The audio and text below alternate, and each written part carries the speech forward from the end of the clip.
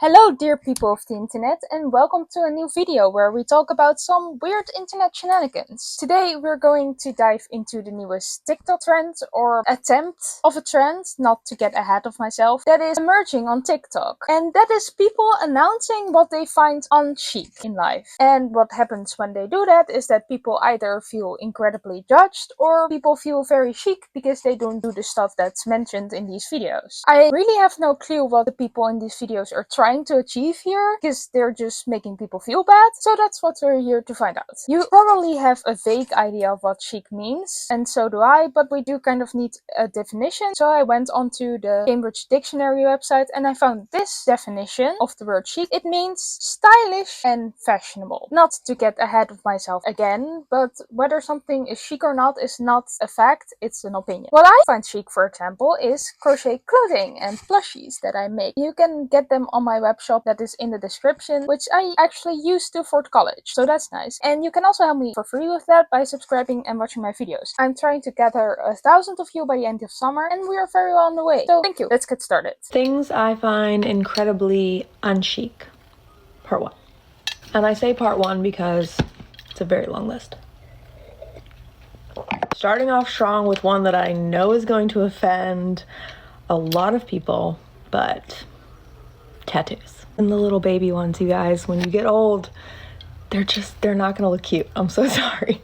Technically speaking, this is just my opinion, but also I think it's proven fact that tattoos are in fact very much unchic. Of course, tattoos are the first thing on this person's list. I should have known. And she doesn't even explain why. Like, really explain it. Only that cute little tattoos will look not so cute when you get older, but that's not really an explanation, okay? There was like a short window in time in the past 5 to 10 years where tattoos started to be okay in the public eye, but that was very short-lived. And you might now be thinking, but Aiden, you just said being chic or not is an opinion and everyone is allowed to have an opinion. And well, that is true. This video is very framed like this is the public opinion and not just one person's opinion, which makes this, especially when it's about tattoo, very judgmental and kind of problematic even. Tattoos have been associated with criminals, uncleanliness and rogueness of people over the past history of humanity, basically, which is where this prejudice as it being unchic is actually coming from, I would say. Now, I'm going to blow your mind, because you know what those things, being criminal, unchic and rogue, have been associated with in the past? Or like people who said that stuff about other people? Yes, colonizers. The colonizers said that about everywhere they came, about indigenous people whose land these colonizers were stealing. Because the wildness of these people, the wildness, by the way, needed to be tamed,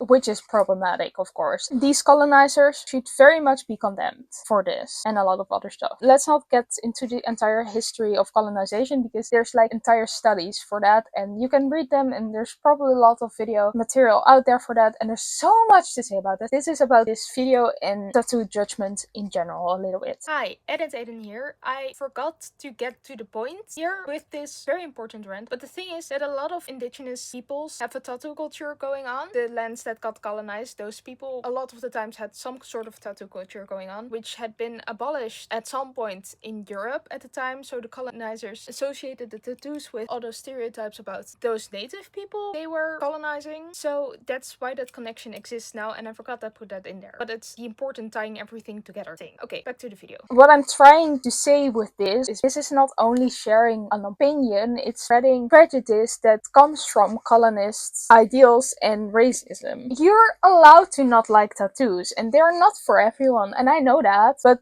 voicing that in such a judgmental context like this is a problem, and you should check your bias before you say something about it. The only thing that's okay is saying like, I don't like tattoos because I don't know, there are a lot of reasons why you cannot like tattoos, and that's all fine, but that doesn't mean that you should judge other people having tattoos. That's what I'm trying to say here, because that's highly problematic. Before saying this, she also smiles and says that she's going to offend people with this statement, which makes me think that this video is rage bait. This is not necessarily a rage bait account, but she does know that offending people people is going to give her more engagement on their video, so that's why she's saying this. Probably. Allegedly. This is just my analysis of this. Here's a life hack for you. If you know that something that you're going to say is going to offend people, you should not say it. It's as easy as that. Again, you're allowed to have an opinion, you're allowed to even voice your opinion, but in a calm and also non-judgmental way, and that's possible even if you don't like something. That's not going to offend people, and especially if the thing has a colonization ideal behind it, you should really check your bias, and if she didn't know about that, it's still her responsibility to check your bias before you say anything about something like a cultural thing like tattoos. And even in modern Western society, it's also a cultural thing. Tattoos are part of so incredibly many cultures in so many different ways, and we should respect that and not be judgmental about that. It doesn't make you unchic or whatever. That's just very judgmental and just problematic. Next up is visible logos of any kind. I know that one's hard to hear as well, but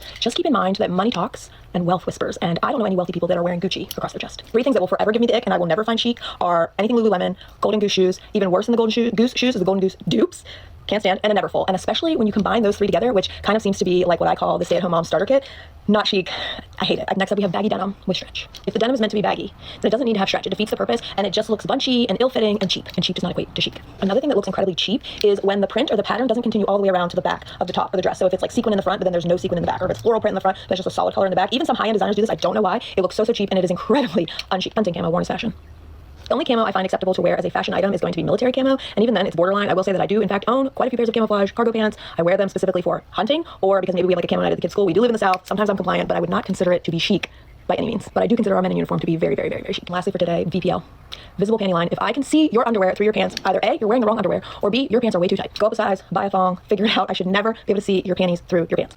Let me know if you want part 2. The rest of this video is just her judging people's clothes, which is just mean. You see, chic means stylish and fashionable, which is again an opinion, but the way she frames it as a very objective thing makes it sound like what she's saying is a fact, which makes it, again, judgmental. For example, back to the tattoo thing, she says that it's her opinion, but also that it's somehow proven. I don't know what she has proven and how she has done that, but it makes it sound like a fact. And it's also very out of touch, because apparently you can only be chic if you look wealthy, not just rich, wealthy. She literally said that. This person is literally a stay-at-home mom herself and judging other stay-at-home moms for how they look and how they dress and not looking wealthy enough. That sounds like it's against some stay-at-home mother or just moms in general community code or whatever. I don't know. But I don't think this video is helping anyone besides her own wallet. Now, she's not the only one who has made videos about what they find on Seek, so let's hear what other TikTokers have to say. Don't get mad. Here's a list of things that other people think are chic that I don't agree with. And this is just for fun.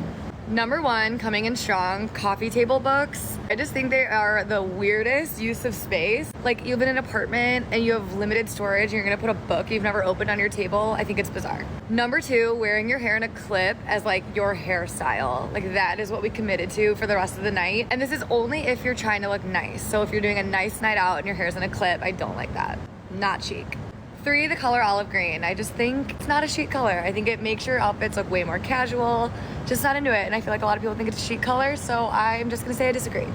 And last one, number 4, necklace stacks that are super chunky. Like, why do we want to look like we're wearing a collar? Thanks for listening. Now, I love the color olive green, but I don't feel offended by this video. What might be different between this video and the last video we saw, you might ask? The framing is completely different. Like, it's not a fact now that olive green is bad, because this creator has acknowledged that some people do find it chic, but she just doesn't. Which makes it sound a lot more like an opinion than the last video we saw. Because again, that was also like, I find it incredibly unchic, but she has like proven and whatever. This sounds more like an actual opinion. It's still a little judgmental, for example, by how she starts a video by "don't get mad," but which also makes it seem like this video doesn't serve a purpose except making people mad, which makes me think that this is also rage bait, but at least it's a little less judgmental than the first video we saw. These videos in general don't make any sense, because what other purpose is there to tell telling the people why you don't like something, like specifically looks wise on a person, not when you don't like the concept in politics or whatever. That's completely different. But now we're just talking about clothes and colors and whatever. It doesn't seem to have another purpose besides making people mad, so therefore it is rage bait, I would say. So we need to keep that in mind. Now, what is interesting is that this video is actually a year older than the video we started with. The thing that makes it interesting is that a lot of people stitched the first video we saw and then proceeded to call this the UNCHIC epidemic, but they only stitched the first video we saw, nothing else, just the first video we saw. In fact, it took me some effort to find another UNCHIC video that wasn't a parody or whatever of this wine-sipping woman. So I think it's quite safe to say that this is not even a trend, let alone an entire epidemic. It's one singular person, because I don't even think that the second video we just saw about the olive green thing and whatever is a part of this epidemic thing, because in the first place it happened a year ago, and in the second place she doesn't attack entire cultures and just, it's more of an opinion. It's still bad, but not as bad. Now, a lot of other reactions I saw to this one video was people telling the internet what they find chic instead of what they find unchic. Even more interestingly, the wine-sipping woman has made a video of what she supposedly finds chic instead of what she finds unchic. So let's take a look at that. Things I find incredibly chic. Starting off strong, because what other way is there?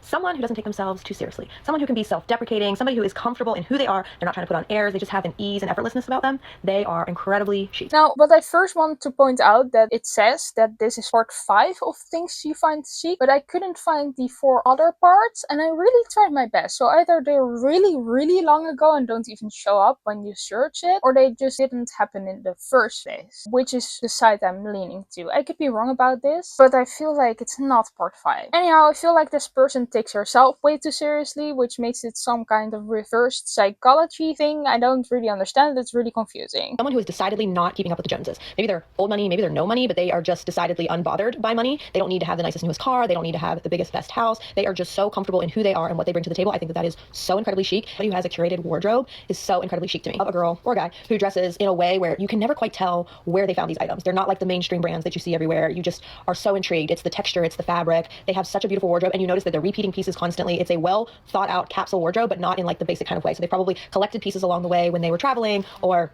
things that have been passed down, inherited, especially somebody who has like a signature item that they add to their wardrobe. Think of someone who every time you see them, you just know that there's like one thing that they're always going to have, whether it be like they always have a scarf somewhere on their outfit, tied onto their bag, tied around their neck, tied onto their wrist. So chic. Or maybe it's a brooch, or maybe it's like a signature pair of glasses. I find people like that to be so quirky and so chic. I want to say something as a person that needs to wear glasses about the signature glasses thing. Unless you're really rich, you don't have a choice than to wear the same pair of glasses every single day, because they are incredibly expensive. Anyway, this signature piece thing sounds like she finds people with main character energy or syndrome, whatever we are calling it nowadays, chic. And I don't know what to make of that. Signatures of any kind are also incredibly chic to me, whether it be a signature drink, a signature scent, a signature stack on their arm. If it's just something that's so specific to them. Love a confident girl who always orders the same drink everywhere she goes, or maybe the bartender even knows that that's her drink when she comes in because she's a frequent patron. Or a signature scent where when they leave the room or enter, I guess as soon as you smell it, you think of that person. That to me is so chic. When it comes to a stack, I do love a stack, whether it be maybe a neck stack, an earring stack, an arm stack. When somebody has like a signature stack that they just wear every day, I think that is so incredibly chic. For me, an arm stack is my go-to, but I love when I see somebody,